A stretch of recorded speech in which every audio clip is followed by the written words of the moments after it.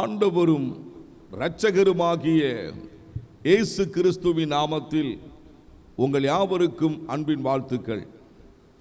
என கண்பானவர்களே, இந்த நாளிலும் தேவ ஜனத்தினுடைய வாழ்க்கையில் தேவன் கொடுக்க போகிற வெற்றி, இரண்டாவது தோல்விகளை உண்டாக்குகிற சாத்தானுடைய சதித்திட்டத்திற்கு தப்பும்படியான காரியங்களும் அறிவிக்கப்படுகின்றன. உலகிலே இரண்டு விதமான காரியங்களை கூறுகிறதை நான் கேட்டிருக்கிறேன். வெற்றியும் தோல்வியும் வீரனுக்கு அழகு என்று சொல்வார்கள் பழமொழியாக. ஆனால் தேவனுடைய பிள்ளைகளுடைய வாழ்க்கையில் வெற்றி மட்டும்தான் நமக்கு அது சுதந்திரமாக கொடுக்கப்பட்டிருக்கிறது. தோல்வியை அது ஜெயமாக நாம் எடுக்க முடியாது. நம்முடைய ஆண்டவராகிய இயேசு கிறிஸ்து சிலுவையிலே வெற்றி சிறந்தார்.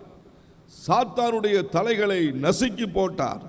மாபெரும் ஜெயத்தை மாத்திரம் நமக்கு உருவாக்கி ஏற்படுத்தி வைத்திருக்கிறார். தோல்வி என்கிறதான காரியம் கண்டு துவண்டு போனவர்கள் எண்ணற்ற மக்கள் உண்டு. இந்த துவண்டு போன நிலையிலே தூக்கி எடுக்கும்படியாக தேவனாகிய கர்த்தர் நமக்காக இன்று கிரியை செய்வார். பல நேரங்களிலே தேவனுடைய பிள்ளைகள் கேட்பார்கள், ஐயா, எங்களுடைய ஜெயத்திற்கு வெற்றிக்கு உதவுவதற்கு ஆட்கள் இல்லை. மறுபக்கம் எங்களுடைய தோல்வியில் தூக்கி எடுத்து நிலைநிறுத்துவதற்கும் ஆட்கள் இல்லை.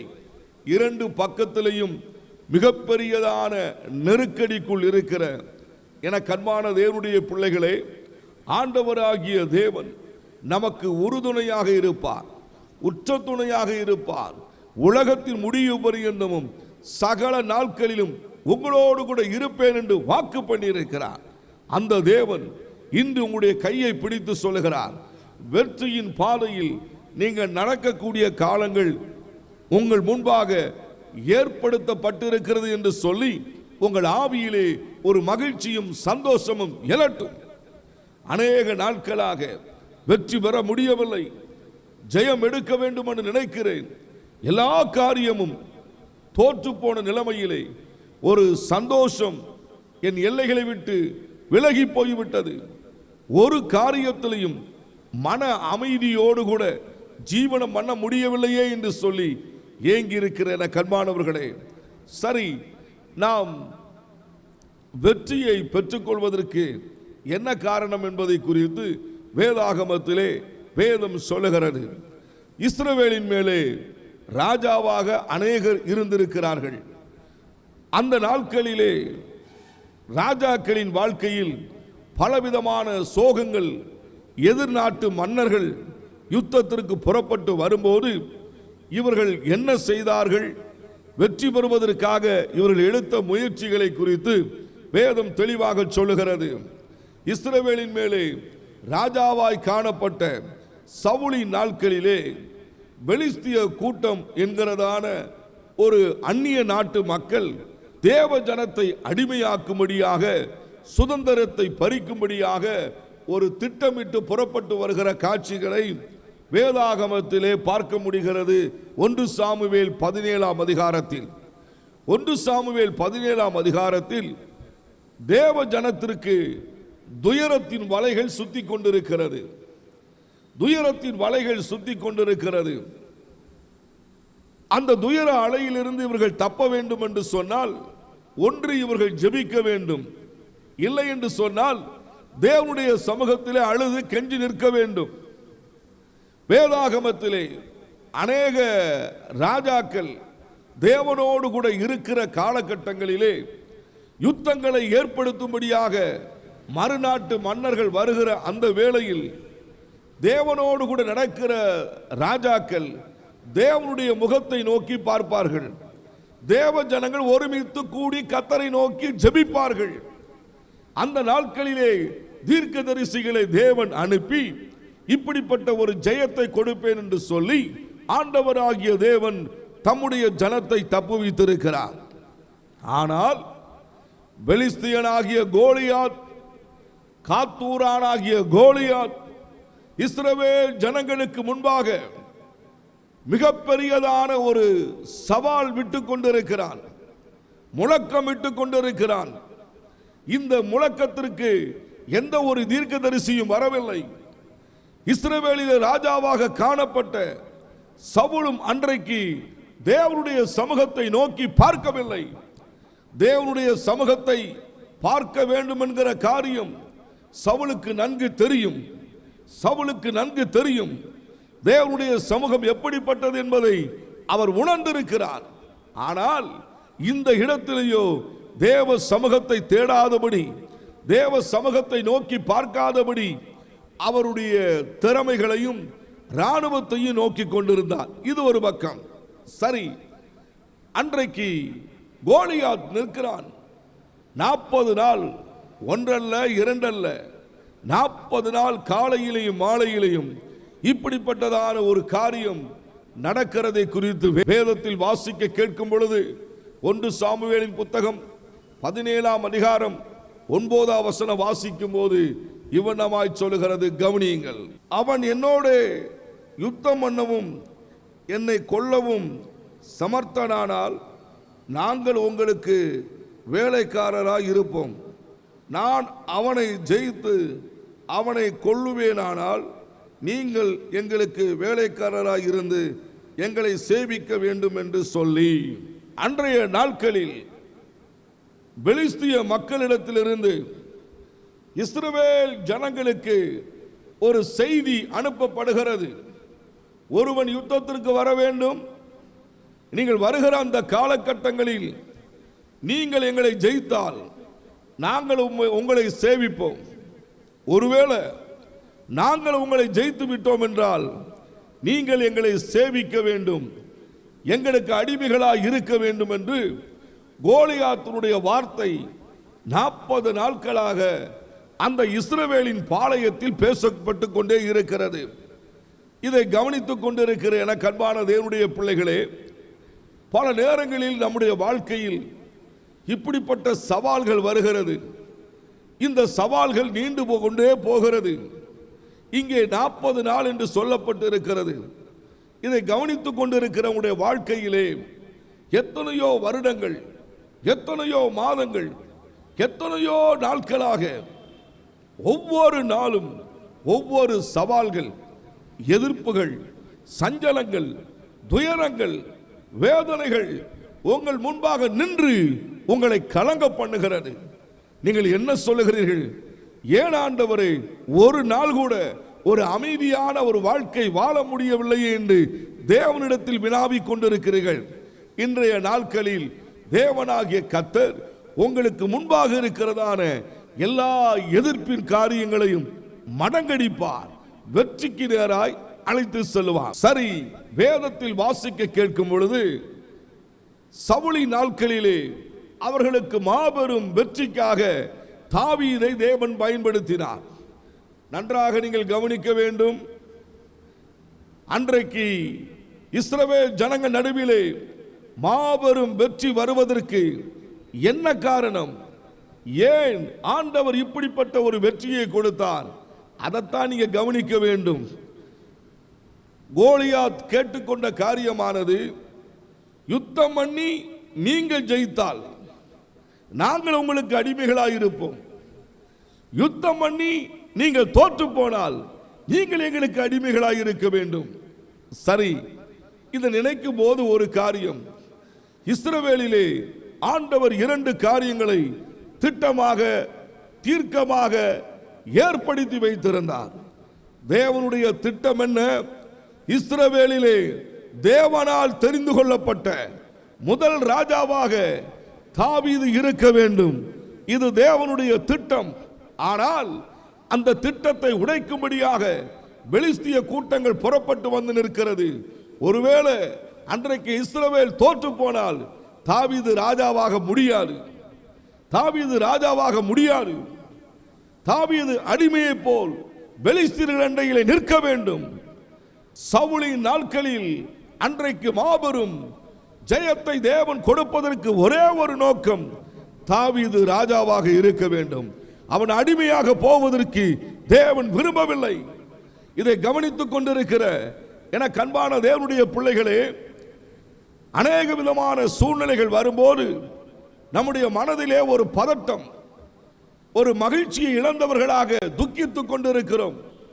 நீங்கள் தேவனுடைய திட்டத்தின்படியாக, தேவனுடைய சித்தத்தின்படியாக உங்களுடைய வாழ்க்கை இருக்கும் என்று சொன்னால் எந்த இடத்திலையும் நீங்கள் தோற்று போக மாட்டீர்கள். எந்த இடத்திலையும் நீங்கள் தான் வெற்றி பெறுவீர்கள். உங்களுக்கு முன்பாக ஜெயம் கடந்து வரும்.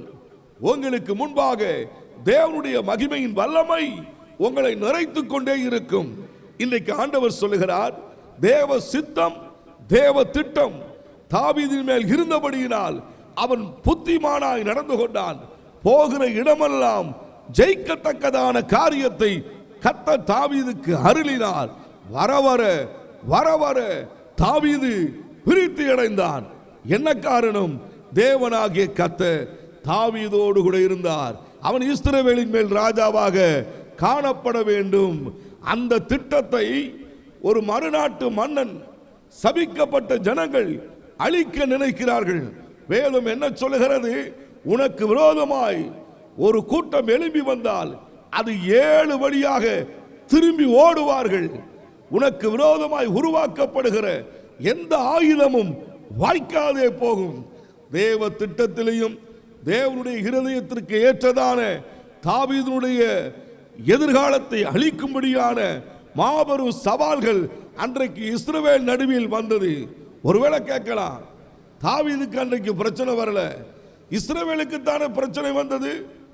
ஹலோ பிரதர், நீங்கள் கவனிக்கும்படியாக அன்றைக்கு வந்த பிரச்சனையானது மொத்த இஸ்ரவேலருக்கு வந்திருக்கிறது.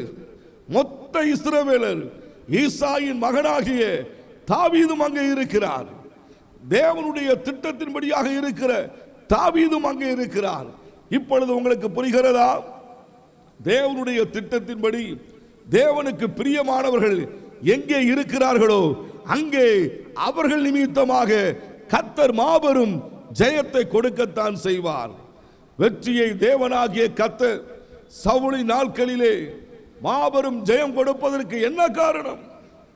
வேதத்திலே வாசிக்க கேட்கும் பொழுது 1 சாமுவேலின் புத்தகம் 17ஆம் அதிகாரம் 51ஆம் வசனம் சற்றே நீங்கள் கவனியுங்கள். ஆகையால் தாவீது பெலிஸ்தியன் அண்டையில் ஓடி அவன் மேல் நின்று அவன் பட்டயத்தை எடுத்து அதை அதன் உரையிலிருந்து உருவி அவனை கொன்று அதனால் அவன் தலையை வெட்டி போட்டான். அப்பொழுது தங்கள் வீரன் செத்து போனான் என்று பெலிஸ்தியர் கண்டு ஓடி போனார்கள். 40 நாள் 80 முறை நடந்திருக்கிறது. 80 முறை இஸ்ரவேல் பாளையத்தை மிரட்டி கொண்டே இருந்த சம்பவம் முடிவுக்கு வந்தது. முடிவுக்கு வந்தது. முடிவுக்கு வந்தது. என கண்பான தேவனுடைய பிள்ளைகளே, இப்பொழுது யோசித்து பாருங்கள். ஒரே ஒரு தாவீது இஸ்ரவேல் நடுவில் தேவனுடைய திட்டத்தை தேவன் நிறைவேற்றுவதற்காக ஆண்டவராகிய தேவன் அன்றைக்கு மாபெரும் ஜெயத்தை கர்த்தர் கொடுத்தார். இப்பொழுது சொல்லுங்கள், நீங்கள் யாராயிருந்தாலும் எவராயிருந்தாலும் தேவனுடைய திட்டத்திலையும் தேவனுக்கு பிரியமானவர்களாக இருப்பீர்கள் என்று சொன்னால் நீங்கள் அநேகருக்கு ஆசீர்வாதமாக இருப்பீர்கள். அநேகருக்கு ஒரு கம்பீரமான ஜனமாக இருப்பீர்கள். ஒரு மகிழ்ச்சியின் வாழ்க்கை உங்கள் முன்பாக தோன்றிக் கொண்டே இருக்கும். அதுதான் உண்மை. தாவீது விருத்தி அடைந்தான், விருத்தி அடைந்தான், விருத்தி அடைந்தான். இனி வருகிற நாட்களிலே சவால்களை கண்டு அஞ்சி வேதனைப்பட்ட ஜனங்களாகிய நீங்கள் விருத்தி அடைந்து தேவனை தேவனை மகிமைப்படுத்த போகிறீர்கள். சரி, முதலாவதாக தேவன் அவர்களுக்கு ஜெயம் கொடுத்ததற்கு, வெற்றியை கொடுத்ததற்கு என்ன காரணம் என்றால் தாவீது ராஜாவாக அபிஷேகம் பண்ணப்பட்டிருக்கிறான்.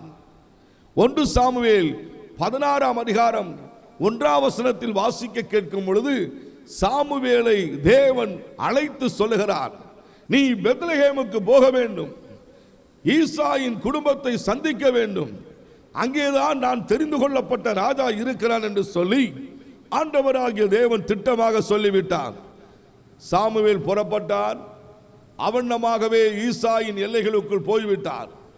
அங்கே போனவுடனே ஈசாயின் குடும்பத்தில் ஒரு நேர்முக தேர்வு நடக்கிறது.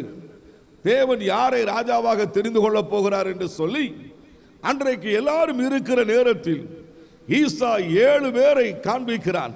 தேவன் சொல்லுகிறார், இந்த 7 பேரும் இல்லை, 7 பேரும் இல்லை. அப்பொழுது தேவன் சொல்லியிருக்கிறார் 8வது ஒருவர் இருக்கிறார் என்று. ஆனால் அன்றைக்கு ஆண்டவர் அதை கவனித்துக் கொண்டே இருக்கிறார். சாமுவேல் கேட்கிறார், வேற யாராகிலும் உண்டா? ஒருவன் இருக்கிறான், அவன் ஆடுகளை மேய்த்துக் கொண்டிருக்கிறான். அவன் அழகிய தோற்றம், சிவந்த மேனி, புத்திமானாய் நடக்கக்கூடிய ஒரு நபராக காணப்பட்டார். அவர்தான் ஈசாயின் கடைசி புதல்வன் தாவீது. 1 சாமுவேல் 16:12 வாசிக்க கேட்கும் பொழுது சாமுவேல் தாவீதை பார்க்கிறான். அவரை கொம்பு தவியலத்தினால் அபிஷேகம் பண்ணும்படியான ஒரு நேரம் வந்துவிட்டது. சரி, இப்பொழுது நீங்கள் புரிந்து கொள்ளும்படியாக நான் சொல்லுகிறேன். தாவீதை குறித்து ஒரு தேவனுடைய திட்டம், அவர் ராஜாவாக இருக்க வேண்டும். இந்த ராஜாவாக இருந்த பின்பு இன்னொரு மிகப்பெரிய ஒரு திட்டம் வைத்திருக்கிறார். அந்த 2 திட்டத்திற்காக தான் அன்றைய நாட்களிலே இஸ்ரவேலிலே கர்த்தர் மாபெரும் ஜெயத்தை கொடுத்தார் என்பதை வேதம் சுட்டிக்காட்டுகிறது. என கண்பான தேவனுடைய பிள்ளைகளே, தாவீது ராஜாவானவுடன் எல்லாவற்றையும் அவன் சபதரித்து வைத்திருந்தான். எல்லாவற்றையும், ஆஸ்திகளையும் அந்தஸ்துகளையும் எல்லாவற்றையும் ரெடியாக்கி வைத்திருந்தான். அவனுடைய சந்ததியிலே சாலமோன் பிறக்கிறான். இந்த சாலமோனை கொண்டுதான் ஆண்டவராகிய தேவன் இஸ்ரவேலிலே முதல் ஆலயம் கட்டும்படியாக தேவன் கிரியை செய்தார். இஸ்ரவேல் ஜனங்கள் எகிப்திலிருந்து புறப்பட்ட நாளிலிருந்து 486 ஆண்டுகளுக்கு பின்பாக சாலமோனை குறித்த ஒரு திட்டம் இருந்தது. ஈசாயின் பேரனாகிய சாலமோன் ஆலயத்தை கட்ட வேண்டும் என்று தேவன் திட்டம் வைத்திருந்தார். இப்பொழுது உங்களுக்கு புரிகிறதா? இஸ்ரவேலிலே அன்றைக்கு தேவன் வெற்றியை கொடுப்பதற்கு என்ன காரணம்? 2வது காரணம், தாவீதின் மகனாகிய சாலமோன் ஆலயத்தை கட்ட வேண்டும். இந்த 2 பிரம்மாண்டமான காரியம் பிதாவுடைய சித்தத்தில் இருந்தபடியினால் அன்றைய நாட்களில் வந்த எல்லா சூழ்நிலைகளிலும் கர்த்தர் மாபெரும் ஜெயத்தை தாவீதிற்கு கொடுத்தார். அவருடைய சந்ததியிலே வந்ததான சாலமோனை கொண்டு ஆலயத்தை கட்டும்படியாக தேவன் வைத்திருந்த திட்டத்தை தேவன் நிறைவேற்றி முடித்தார். என கண்பான சகோதர சகோதரிகளே, ஆரம்ப ஊழியர்களே, சற்று நீங்கள் யோசித்து பாருங்கள். நீங்கள் ஏதோ ஒரு காரியத்தில் இன்றைக்கு வளையப்பட்டிருக்கிறீர்கள், முடக்கப்பட்டிருக்கிறீர்கள். இந்த முடக்கத்திலிருந்து கர்த்தர் உங்களை வெளியே கொண்டு வந்து தேவ திட்டத்தை உங்கள் வாழ்க்கையிலே நிறைவேற்றுகிற காலம் வந்துவிட்டது. அநேக சூழ்நிலைகள், நீங்கள் நம்பின நபர்கள், உறவினர்கள் எங்கேயோ இருந்து வந்து தேவ திட்டத்தை அழிக்கும்படியாக உங்களை வளைந்து கொண்டிருந்த அத்தனை சம்பவங்களும் இப்பொழுது உடைகிறது இயேசுவின் நாமத்தில், உடைகிறது இயேசுவின் நாமத்தில். நீங்கள் தேவ திட்டத்திற்கு நேராக வெற்றியின் பாதையிலே நடத்தப்பட போகிறீர்கள். கர்த்தராகிய தேவன் உங்களுக்கு ஆதரவாயிருப்பார், துணையாயிருப்பார், ஜெயம் கொடுப்பார், எல்லாருக்கும் மத்தியிலே உங்களை கனப்படுத்துவார். ஏன்? தேவ திட்டம் நிறைவேற வேண்டும். அன்றைய நாட்களில் சவுலால் யுத்தம் பண்ண முடியவில்லை. முடியாது, முடியாது. தேவ திட்டம் நிறைவேற வேண்டும் என்று சொன்னால் சவுலை தேவன் மட்டுப்படுத்தி வைத்திருந்தார். அன்றைக்கு இருந்த ராணுவத்தை பெலிஸ்தீனர்களுக்கு எதிராக போக விடாமல் தேவன் தடுத்து நிறுத்தியிருந்தார். ஏன்? தாவீதை கொண்டுதான் இதை செய்ய வேண்டும், கோலியாத்தை கொல்ல வேண்டும், மாபெரும் வெற்றியை காண்பிக்க வேண்டும், சர்வ வல்லமுள்ள தேவன் இருக்கிறார் என்பதை விளங்க பண்ண வேண்டும் என்பதற்காக தான் தாவீதை ஒரு தேவ திட்டம் இருந்தது. அந்த தாவீதின் சந்ததியில் இருந்த சாலமோனை குறித்த ஆலயம் கட்டுகிற திட்டம் இருந்தது. இந்த 2 திட்டத்திற்காக தான் அன்றைக்கு பெலிஸ்தீனாகிய கோலியாத்தை கொன்றார் தேவன். இஸ்ரவேல் ஜனங்களுக்கு வெற்றியை கொடுத்தார். சரி, தேவ திட்டம் நிறைவேறும். அதற்காக தான் ஜெயம் கொடுக்கிறார். சில நேரங்களிலே தேவனுடைய பிள்ளைகளுக்கு தோல்வி வருகிறது. ஏன்? சற்றே நீங்கள் யோசிக்க வேண்டும். தோல்விகள் வரும்போது நீங்கள் துவண்டு விடக்கூடாது. தேவ சமூகத்திலே சென்று ஏன் தோல்வி என்று வினாவக்கூடியவர்களாக, பேசக்கூடியவர்களாக, தேவ சமூகத்தை நோக்கி பார்க்கிறவர்களாக இருக்க வேண்டும். சில தோல்விகள் வரும்போது தேவனை விட்டு விடுவார்கள், தேவ சமூகத்தை விசுவாசிக்க மறந்து விடுவார்கள், எடுத்துக்கொண்ட பொருத்தனையை விட்டு விடுவார்கள், சூழ்நிலையை பார்த்து விலகி போக நினைப்பார்கள். யாரும் அப்படி போய்விடாதீர்கள். ஆண்டவராகிய தேவன் உங்களை புதுப்பிக்க வல்லமை உள்ளவர். சரி, ஒரு தோல்வி கண்டதான ஒரு தேவ பிள்ளை, இதைத்தான் கவனிக்கணும். தேவ பிள்ளைகளுக்கு வெற்றி வருகிறது, அதே நேரத்தில் வேதாகமத்திலே தோல்வியும் தேவ பிள்ளைகள் சந்தித்திருக்கிறார்கள். என்ன காரணம்? 2 நாளாகம புத்தகம் 16ஆம் அதிகாரம் 2ஆம் வசனம் வாசிக்கும் போது உங்களுக்கு தெரிந்துவிடும். அப்பொழுது ஆசா கர்த்தருடைய ஆலயத்திலும் ராஜாவின் அரண்மனையிலும் உள்ள பொக்கிஷங்களில் உள்ள வெள்ளியும் பொன்னும் எடுத்து தமஸ்குவில் வாசம் பண்ணுகிற பெனதாத் என்னும் சீரியாவின் ராஜாவிடத்திற்கு அனுப்பி, இங்கே ஒரு நாளில் யூதயாவின் மேல் அரசாண்ட ஆசாவின் வாழ்க்கையில் ஒரு மாபெரும் மதியீனமான காரியம் நிகழ்கின்றன. இதைத்தான் கவனிக்கணும் தேவ பிள்ளைகளே. இந்த ஆசா யார்? தேவனால் ஆசீர்வதிக்கப்பட்டவர். தேவனாகிய கர்த்தர் இவருக்கு வெற்றியை கொடுத்தார், அமைதியை கொடுத்தார், அரணான பட்டணங்களை கொடுத்தார். எல்லாவற்றிலையும் இந்த ஆசாவை கர்த்தர் வெற்றியாக நடத்தி வந்தார். ஜெயம் ஜெயம் ஜெயம். மகிழ்ச்சியோடு கூட காணப்பட்ட ஆசா எல்லா விதமான நன்மைகளையும் பெற்றுக்கொண்ட பின்பு அவனுடைய வாழ்க்கையில் தன்னை எதிர்க்கும்படியாக வந்த இஸ்ரவேலின் ராஜாவாகிய பாசாவுக்கு பயந்து கர்த்தரை நோக்கி பார்க்காமல் சீரியாவின் ராஜாவாகிய பெனதாத் என்கிற ராஜாவை நோக்கி பார்க்க ஆரம்பித்தான். அதை ஆண்டவராகிய தேவன் எப்படி சொல்லுகிறார் தெரியுமா? வேதத்திலே வாசிக்க கேட்கும் பொழுது 2 நாளாகமம் 16:9 சற்றே நீங்கள் கவனியுங்கள். தம்மை பற்றி உத்தம இருதயத்தோடு இருக்கிறவர்களுக்கு தம்முடைய வல்லமையை விளங்க பண்ணும்படி கர்த்தருடைய கண்கள் பூமி எங்கு உலாவிக் கொண்டிருக்கிறது. இந்த விஷயத்தில் மதியில்லாதவராய் இருந்தீர், ஆகையால் இதர் முதற்கொண்டு உமக்கு யுத்தங்கள் நேரிடும் என்றான். ஆசா மதியில்லாதவராய் இருந்து விட்டார்.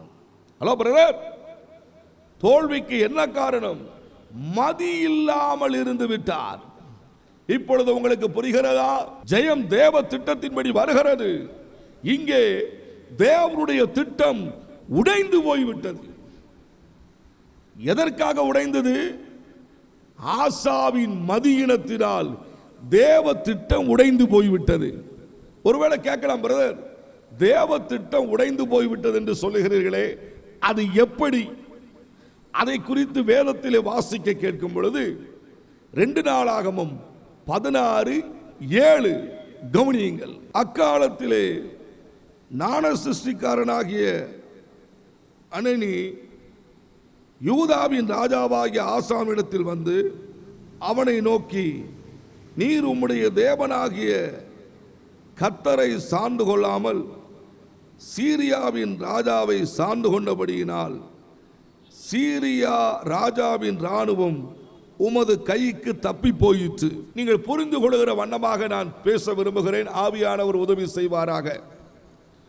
இங்கே இஸ்ரவேலில் இருந்து பாசா என்கிற ஒரு மனிதன் ஆசாவை மிரட்டினவுடனே சீரியாவின் ராஜாவாகிய பெனதாத்தை ஆசா தொடர்பு கொண்டான். என்ன நிகழ்கிறது? வேதம் சொல்லுகிறது, அவர் கர்த்தரை தேடாமல், கர்த்தரை தேடாமல். இதுதான் மதியின செயல். பல நேரங்களில் ஆசீர்வதிக்கப்பட்ட பின்புதான் நாமே சில காரியத்தை திட்டமிடுவோம். தேவ சமூகத்தில் ஜெபிக்க நமக்கு நேரம் இருக்காது. ஏன் சொல்லுங்க? ஆசீர்வாதம் வந்துட்டு அதை கவனிக்க வேண்டும், இதை கவனிக்க வேண்டும், இப்படி செய்ய வேண்டும், இதற்காக நேரம் ஒதுக்க வேண்டும். எல்லாவற்றுக்கும் நேரம் ஒதுக்கினீங்க பிரதர், எல்லாவற்றுக்கும் நேரம் ஒதுக்கினீங்க சிஸ்டர். ஆனா கர்த்தரிடத்தில் பேசுவதற்கு நேரம் ஒதுக்கவில்லையே. அதுதான் மதியின செயல். அன்றைய நாட்களில் தேவனாகிய கர்த்தர் தீர்க்கதரிசி அனுப்பி ஆசாவுக்கு சொல்லுகிறார், நீர் கர்த்தரை தேடவில்லை, கர்த்தரை தேடவில்லை, கர்த்தரை தேடுவதற்கு உமக்கு விருப்பம் இல்லை. ஆசா என்ன நினைக்கிறான்? கர்த்தரை பார்ப்பதற்கு பின்பாக தேவன் கொடுத்த ஆசீர்வாதங்களை எல்லாம் சுற்றி பார்க்கிறான். இதை எடுத்து சீரியாவின் ராஜா பெனதாத்துக்கு கொடுத்தான். சில நேரங்களில் சில தேவ பிள்ளைகள் சொல்வார்கள், என்னிடத்தில் இருக்கிறத வைத்து நான் எதையும் செய்வேன். நீங்க எதையும் செய்யுங்க, வேண்டான்னு சொல்லல. ஆனா ஜெபிக்காம நீங்க செஞ்சிடாதீங்க. பெனதாத் தேவ சமூகத்தை தேடி இருந்தால் தனக்கு இருக்கிற ஆஸ்திகளை அவர் இழந்திருக்க மாட்டார். மறுபக்கத்திலே அவருடைய வாழ்க்கையிலே பரலோகத்திலிருந்து மாபெரும் தோல்வியை தேவனை ஏற்படுத்தி கொடுத்தார். இதை கவனித்துக் கொண்டிருக்கிற நீங்கள் கர்த்தரால் ஆசீர்வதிக்கப்பட்டிருப்பீர்கள் என்றால், கர்த்தர் உங்களை மேன்மைப்படுத்தி வைத்திருப்பார் என்றால், தேவனோடு கூட இருந்து நன்மைகளை பெற்றிருப்பீர்கள் என்று சொன்னால், உங்களுக்கு கொடுக்கப்பட்ட நன்மைகளை தவறாக பயன்படுத்தி விடாதீர்கள். இன்றைக்கு பெனதாத் தவறாக பயன்படுத்தினார். வெள்ளி தங்கங்களை எடுத்து சீரியாவின் மன்னனுக்கு கொடுத்து தனக்கு வெற்றியை தேடினான். அதை தேவன் விரும்பவில்லை. தேவ பிள்ளைகள் எவ்வளவுதான் உயர்த்தப்பட்டிருந்தாலும், எவ்வளவுதான் ஆசீர்வதிக்கப்பட்டிருந்தாலும், கடைசி வரைக்கும் ராஜாதி ராஜா இயேசு என்ன சொல்லுகிறாரோ அந்த காரியத்திலே கவனமாக இருக்க வேண்டும். ஆனால் ஆசா மதியினத்தை இடம் கொடுத்தார், மதியற்ற காரியத்தில் சிக்கிக் கொண்டார். தேவ சமூகத்தை நாடாமல் பெனாதாத்தை நாடினார். அதுதான் பரலோகத்திலிருந்து மிகப்பெரிய குற்றமாக காணப்பட்டது. தேவனாகிய கர்த்தர் விட்டாரா? விடவில்லை. அதன் நிமித்தமாக தேவனாகிய கர்த்தர் பரலோகத்திலிருந்து ஆசாவை பார்த்து சொன்னார், ஆசா, இனி வருகிற நாட்களிலே யுத்தம் நேரிட போகிறது, துயரம் நேரிட போகிறது. உன்னை காப்பாற்றுவது யார்? இப்பொழுது யோசித்து பார். நீ யுத்தம் இல்லாமல் இனி வாழ முடியாது. உனக்கு வந்த யுத்தங்களிலே எத்தியோப்பியனாகிய சேரா உனக்கு எதிராக வந்தபோது நான் தான் ஜெயம் கொடுத்தேன், உனக்காக துணை நின்றேன். என்னை விட்டுவிட்டு என் சமூகத்தை தேடாமல் உனக்கு இஷ்டமான காரியத்தை தெரிந்து கொண்டபடியினால் உன்னுடைய வாழ்க்கை முழுதும் யுத்தங்கள் புறப்படும், யுத்தங்கள் புறப்படும்.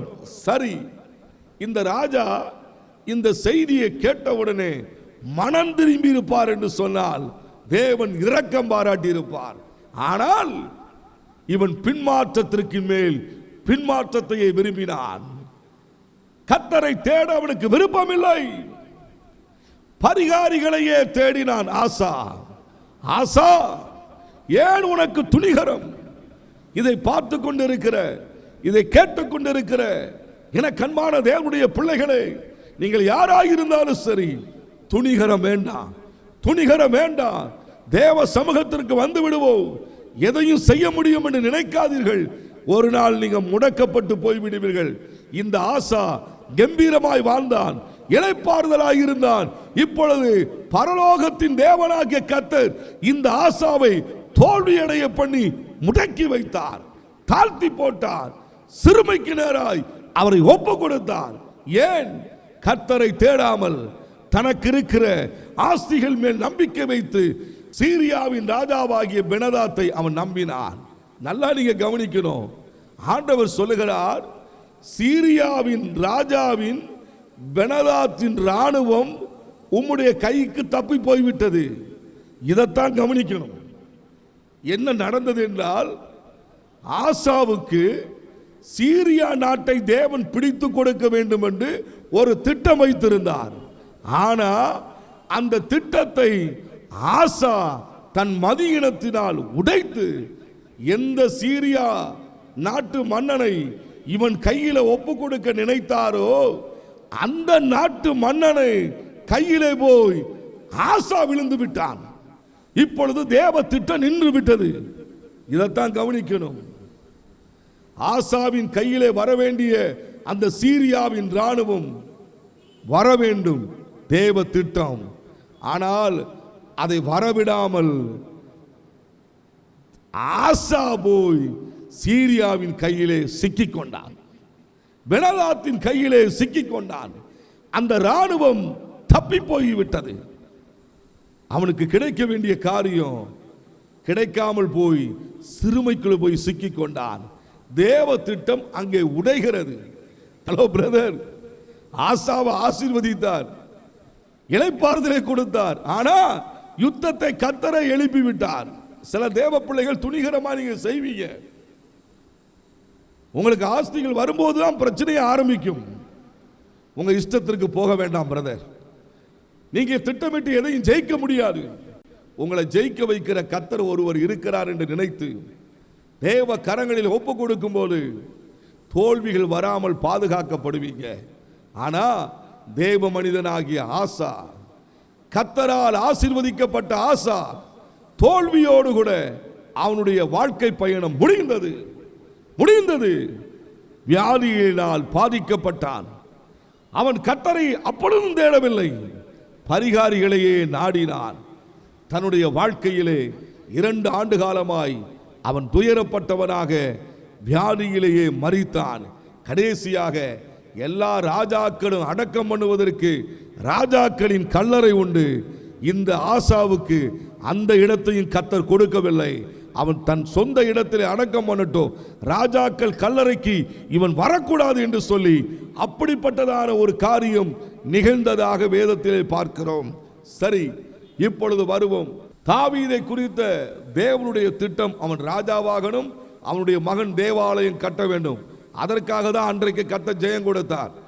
ஆசாவுக்கு ஏன் தோல்வி வந்தது? கர்த்தரை விட்டுவிட்டு யாரை பிடிச்சு கையில கொடுக்கணும் தேவன் வைத்திருந்தார திட்டத்தை, அந்த திட்டத்தை இவர் உடைத்து அவன் கையில போய் சரணடைந்தபடியினால் அந்த பெனதாத்தி நிமித்தமாக இவன் தோற்கடிக்கப்பட்டான். ஆசாவின் வாழ்க்கை கண்ணீரிலே முடிந்தது. எச்சரிப்போடு கூட நாம் தேவ சமூகத்தை நாடுவோம், கர்த்தர் நமக்கு இரக்கம் செய்வார். இப்பொழுது நான் உங்களுக்காக ஜெபிக்க போகிறேன். என்னோடு கூட ஜெபிப்பீர்களா? ஜெபம் செய்வோம். பரலோக பிதாவே, நாங்கள் உம்மை ஸ்தோத்தரிக்கிறோம். உம்முடைய குமாரனாகிய இயேசுவின் நாமத்தில் ஜெபிக்கிறோம். என்னோடு கூட இணைந்து ஜெபிக்கிற ஒவ்வொருவரையும் உம்முடைய கைகளில் ஒப்புக் கொடுக்கிறோம். இவர்களை ஆசீர்வதிங்கப்பா. நாளுக்கு நாள் வெற்றியை மட்டும் இவர்கள் பார்க்கட்டும். இவர்களை குறித்ததான தேவ திட்டம் நிறைவேறட்டும். அதற்கு எதிராக இருக்கிற சூழ்நிலைகள் மாறட்டும், அனுகூலங்கள் பிறக்கட்டும். தேவனுடைய திட்டத்தின்படியாய் இவர்கள் ஜெயிக்கிறவர்களாய் இருக்கட்டும். தோல்வியிலே துவண்டு போய் இருப்பார்கள் என்று சொன்னால் அதை உணர்ந்து பார்த்து அந்த இடத்தில் மனம் திரும்பி உமது அண்டையிலே வரக்கூடியதான கிருபைகளையும் இரக்கத்தையும் இவர்களுக்கு கொடுக்க வேண்டும் என்று சொல்லி ஜெபிக்கிறோம். அப்பா, உம்முடைய கரங்களில் ஒப்புக் கொடுக்கிறோம். தேவனே, ஒருவனை தாழ்த்துகிறவரும் உயர்த்துகிறவர் நீர்தான் என்பதை நாங்கள் எல்லாரும் அறிந்து உம்முடைய கைகளில் ஒப்புக் கொடுக்கிறோம். இயேசுவின் நாமத்தில் ஜெபிக்கிறோம் நல்ல பிதாவே, ஆமேன், ஆமேன். எங்கள் முகவரி பிரதர் கே. செல்வம், இயேசுவின் வெற்றி ஊழியம், 1E கீழ் 280, போல்பேட்டை மேற்கின் தொடர்ச்சி, Meelavittan road, Thoothukudi. Our contact Brother K. Selvam, Victory of Jesus Ministry, 1E bar 280, Polpettai west, Meelavittan road, Thoothukudi.